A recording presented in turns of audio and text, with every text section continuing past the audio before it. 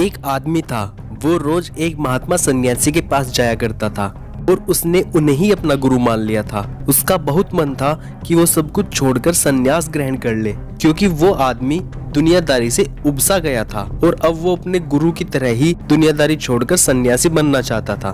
उसने अपने परिवार को जब ये बात बताई तो सभी ने मना कर दिया, ये कहते हुए कि हम सबको आपसे बहुत प्यार है और हम आपको खोना नहीं चाहते।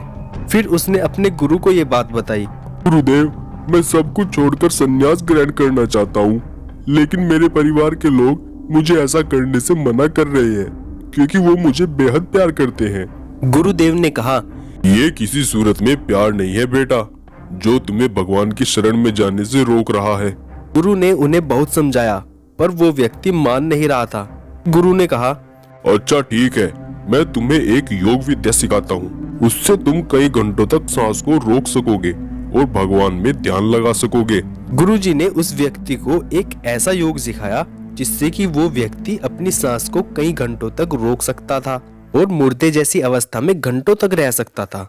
ये सब सिखाने के बाद गुरु ने उसे एक योजना बताई और उसे उसके घर भेज दिया और कहा, कल तुम सांस रोककर इस योग को घर पर करना, जब तक मैं न आऊं सांस मत छोड़ना।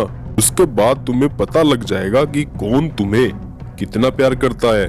दूसरे दिन वो व्यक्ति अपने घर पर उस योग विद्या को करने लगा जो उसे गुरुजी ने सिखाई थी और घर पर करने के लिए कहा था। परिवार के सारे लोगों को लगा कि वह मर गया है और उसे मुर्दा समझकर सभी लोग रोने लगे। उसकी पत्नी सबसे ज्यादा दुखी हो रही थी। पूरे घर में कोहराम मच गया, सभी की आंखें नम थी। वो व्यक्ति मुर्दा अवस्था में था मगर योग अभ्यास से आसपास के माहौल को महसूस कर सकता था। उसे बड़ा सुकून मिला ये देखकर कि परिवार के लोग उसे कितना प्यार करते हैं। अंत में उसने सन्यास करने का इरादा त्याग दिया और सन्यास ना लेने का फैसला लिया। कुछ ही देर बाद जब उस व्यक्ति के गुरुजी वहां पहुंचे, गुरुजी ने सभी को शांत किया और अपने शिष्य के पड़े शव को देखा। कुछ देर शव को देखने के बाद उसके परिवार वालों को कहा, मैं इस शव में जान फूंक सकता हूँ, लेकिन अगर आप सब कहे तो मैं अपनी विद्या से इसे जिंदा कर सकता हूँ। ये बात सुनकर घर के सभी लोग बहुत खुश हुए।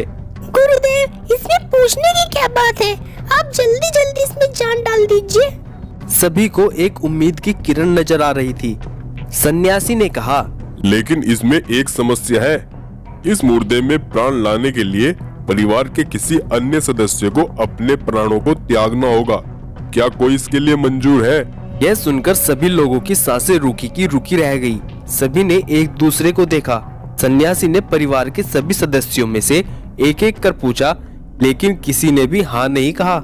सभी ने अपनी जान की जरूरत बताई और अपनी जिम्मेदारी भी। सन्यासी ने फिर उस व्यक्ति की पत्नी से कहा, अगर यह नहीं रहे तो तुम कैसे जी पाओगी इनके बिना? उसकी पत्नी ने तुरंत जवाब दिया, मैं इनके बिना जी लूंगी। अब जो हो गया तो हो गया, उसे कौन रोक सकता था गुरुदेव। गुरु ने उस व्यक्ति के बच्चों से भी यही सवाल किया, लेकिन उनका भी जवाब ना ही था। उन्होंने भी मना कर दिया। इसके बाद गुरुजी उस व्यक्ति के शव के पास आए और बोले, बेटा, अब तुम योग को त्याग कर खड़े हो जाओ। और वो व्यक्ति उठकर बैठ गया। फिर उसके गुरु वहां से जाने लगे।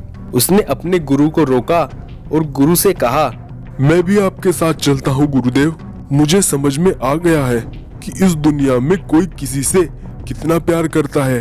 अब उस व्यक्ति को समझ में आ चुका था कि उसकी जरूरत उसके घर में कितनी है।